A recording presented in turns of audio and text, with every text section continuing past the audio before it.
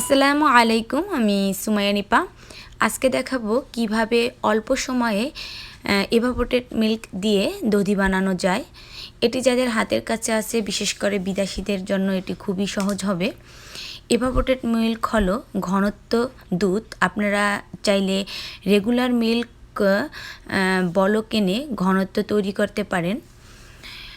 এখানে আমি নিয়েছি টক দই, আর সেই সাথে এটি দিয়ে আমি টক দই ও এভাপোরেটেড মিল্ক মিক্স করব।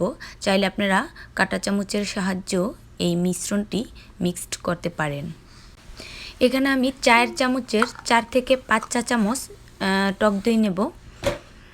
বেশি হলে সমস্যা নেই, আমি অলরেডি আগেই এখানে এই চামিচে করে ছেঁকনি দিয়ে ছেঁকে নিয়েছি। এভাবে করলে হয় কি, দধির যে এক্সট্রা পানি ঝরে যায়, এজন্য আমি এটি আগেই নর্মাল টেম্পারেচারে রেখেছি। আমার এখানে 4 চামচ থেকে বেশি হবে, এই আনুমানিক এখানে 60 ml থেকে একটু বেশি হবে। এখানে এভাপোরেটেড মিল্ক প্রতি একটিতে 12 আউন্স 354 ml করে, দুটিতে প্রায় 24 আউন্স আছে। আর এই 24 আউন্সে প্রায় এই মগের 3 কাপের মতো হবে, এক একটিতে 1.5 কাপ, তো 3 কাপের মতো হবে। আপনারা চাইলে রেগুলার যে মিল্ক সেটিকেও ঘনত্ব বলক এনে ঘনত্ব করে 1 লিটার দুধকে 1.5 বা 2 কাপ মগ করলেই এভাপোরেটেড মিল্কের মতো হয়ে যায়।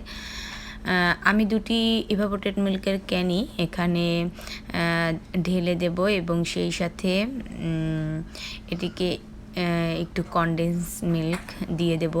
যে যেমন মিষ্টি খায়, এভাপোরেটেড মিল্ক জাল করা থাকে, সেজন্য এটি একটু মিষ্টি থাকে। এরপরও দধিতে মিষ্টি না হলে ভালো লাগে না, তাই আমি কনডেন্স মিল্ক দিয়ে দিচ্ছি। যে যেমন মিষ্টি খান, আমি এখানে একটি ক্যান পুরো দেইনি, হাফ দিয়েছি। এবং এটিকে দেওয়ার পরে ভালোভাবে মিক্স করে জাস্ট হালকা একটু কুসুম গরম করে নিতে হবে। ধরুন 2 থেকে 3 মিনিটের মতো, যেন হাতে সয় এমনভাবে গরম করতে হবে যেন এই মিল্কটি আপনার হাতে সয়। এর থেকে বেশি গরম হলে টক দই দিলে ছড়া বেঁধে যাবে, ছানা হয়ে যাবে। আর যদি সামান্য কুসুম গরম হয়, সেক্ষেত্রে এই সমস্যাটা হবে না। দেখতেই পাচ্ছেন আমি হাত দিয়ে নাড়তেছি, এই কারণেই যে যেন বেশি গরম না হয়ে যায়। কোনো কারণে বেশি গরম যদি হয়ে যায়, সেই ক্ষেত্রে আপনারা একটু ঠান্ডা করে নেবেন। এরপর যে আমার এই মিল্ক কুসুম গরম হয়ে গেছে, এখন আমি যেই পাত্রে টক দই মিক্স করব সেখানে ঢেলে নিলাম।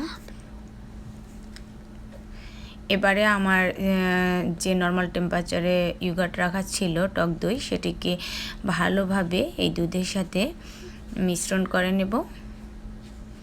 এটি চাইলে কাঁটা চামচ দিয়েও আপনারা পারেন, কিন্তু এমনভাবে মিশ্রণটি মিশাতে হবে যেন টক দই অবশিষ্ট না থাকে বা দলা বেঁধে না থাকে, সম্পূর্ণভাবে এই দুধের সাথে মিশে যায়। এ পর্যায়ে মিশ্রণের পর আপনি চাইলে সাইডে ঢেকে রেখে দিতে পারেন, এতে করে 2 ঘন্টার মধ্যে আপনার দধি হয়ে যাবে। আপনার ঘরের যেখানে গরম টেম্পারেচার সেইখানে রাখতে হবে। আমি একটি ওভেনে দেব, তাই ওভেন প্রুফড একটি কাচের বাটিতে ঢেলে নিলাম। উপর থেকে এই যে বাবল, এটি দেখতে দধিটি সুন্দর দেখাবে। অবশ্যই বেকে দিতে হবে। আপনার ওভেনের সবচেয়ে লো হিটে, মানে প্রি হিটেড করে সবচেয়ে লো হিটে এটিকে বেকে দেবেন 1 ঘন্টার জন্য। 1 ঘন্টা পরে আপনি বেকে দেবেন। বয়েলে দিলে 2টি গুণই আপনার হিট হবে। এখানে আমার একটি নিচের গুণাটা শুধু হিট হচ্ছে। 1 ঘন্টা পরে আপনার দধি হয়ে যাবে। এখানে আমার একটু বেশি সময় হয়ে গেছে, যার কারণে আমার দধি শক্ত হয়ে গেছে। আশা করি আপনাদের দধি অনেক ভালো হবে। আমার পরবর্তী ভিডিও নিয়ে আসা পর্যন্ত আপনারা ভালো থাকুন। আর আমার ভিডিওতে যদি উপকৃত হন তাহলে অবশ্যই কমেন্ট বক্সে জানাবেন। আজকে তাহলে বিদায় নিচ্ছি। আল্লাহ হাফেজ।